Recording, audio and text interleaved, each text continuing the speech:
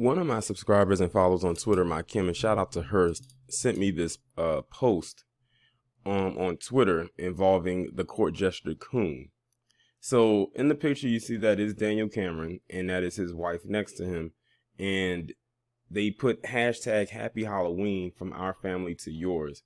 And first off, I've never seen people do a Happy Halloween post as if it was a Merry Christmas post. Because you know how like a lot of people say Merry Christmas from our family to yours. I've never seen Happy Halloween from our family to yours. But I guess in that realm, in that world, that exists. But I'm not really here so much to talk about that post that he made with his wife.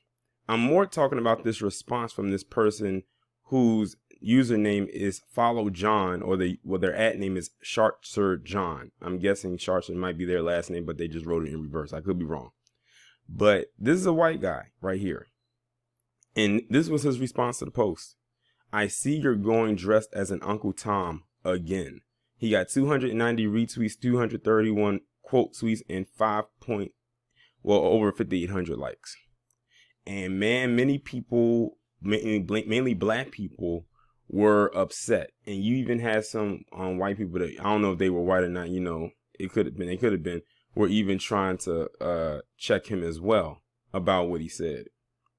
And my Kim asked me what was my thoughts about it because of the post that I did about, was it Brittany Cooper? No, was it Brittany Cooper or Jamel Hill coming in and, well, not the post that she made, but someone inserting themselves into the post to try to add on to what she said. And I have to say that one of the responses that I made to her was, if he gets done in, it's most likely going to be done by other white people, because that's who he's decided to get in bed with, literally and figuratively. But at the same time, when it comes to certain terminology and everything like that, let us handle that. When we decide to call him a coon or a Sambo or anything like that, let us take care of that. Let us deal with that. Because to many black people, when this guy says that, and by the way, if you do the history on Uncle Tom, well, they kind of, the way that they wrote it or how it got transitioned over the years, they made it seem like Uncle Tom was the bad person when he really wasn't. So you got to like really, really research and do all of that. But see, the thing is, it's the comfort level there that many PC people, especially when it comes to being online, that they have when they see us saying certain things, and then they feel that they can insert themselves in there. And people actually ended up going to his page, and under it, it said BLM. It says, as a matter of fact, I'm looking at the side, and this is what it says in his bio. Sports, mental health, and pro wrestling enthusiasts, feel free to follow hashtag Black Lives Matter. And when black people had saw that hashtag, they was like, oh, that's why he said it. He put BLM in his bio, and he probably felt, oh, since I'm a quote unquote ally, in my eyes, I'm an ally, I can feel free to call Daniel Cameron that because other black people have been calling him that. No, we'll call him that. We'll call him that. You find something else to call him besides that.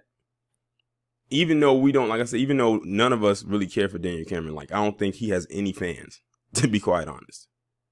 And that's understandable because many white people don't like him either, quiet as it is kept. But when it comes to saying stuff like that, of course you're going to get checked.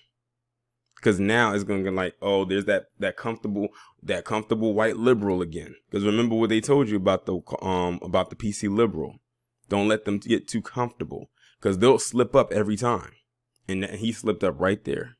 He could have been having a good track record all the way up until that point, and now he got checked. Because look at all the people that went in there. Like, you know, I'll do you one better. Let me show you what they were saying. So right here, and these are recent because it wasn't this many up here before. Brittany, this one says Santana Bandana. She put a bunch of question marks. This person says white men are a little too comfortable with the racial jokes. It says you thought this was funny, white man. Let's see. What else are they saying?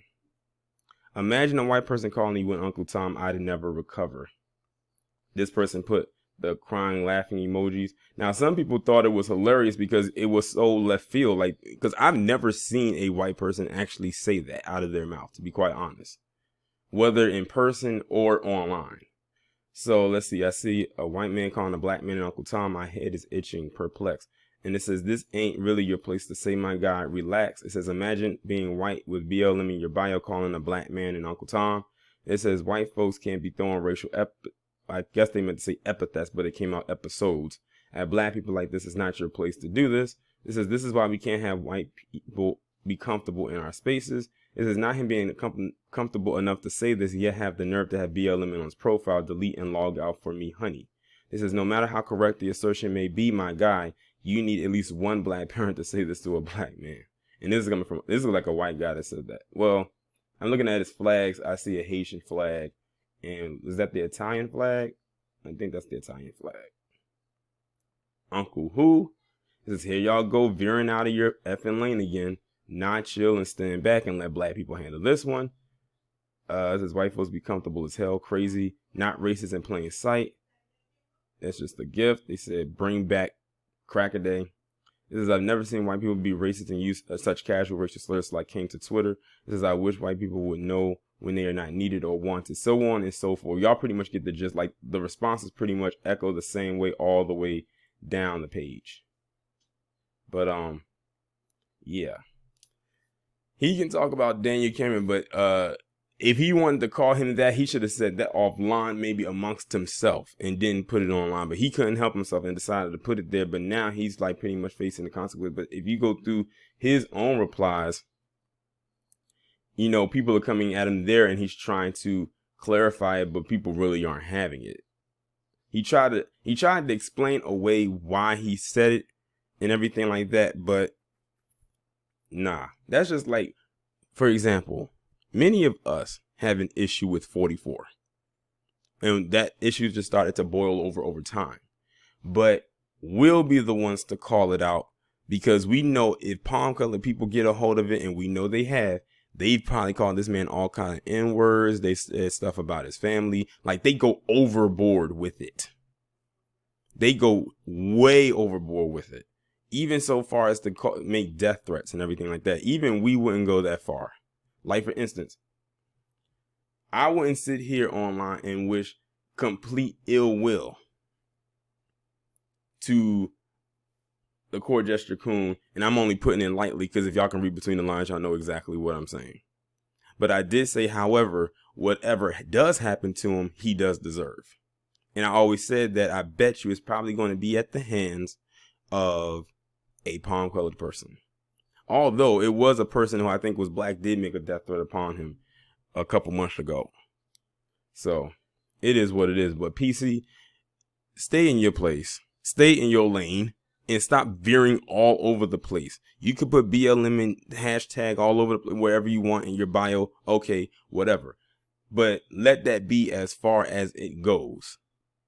Because what happens is it gets lost in translation, and then you start, you know, doing all types of things. And then I bet you if you was to ask him, he probably would say, well, I have a black friend.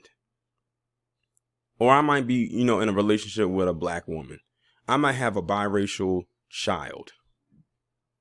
Because then that happens. And then, you know, when that happens, then they'll start to say, I have room to say what I said. Now I have a connection to you. I put BLM in my profile, so now I have even more reason to say it. So that's what happens. That's what we mean when we say they get too comfortable. That's exactly what we're talking about.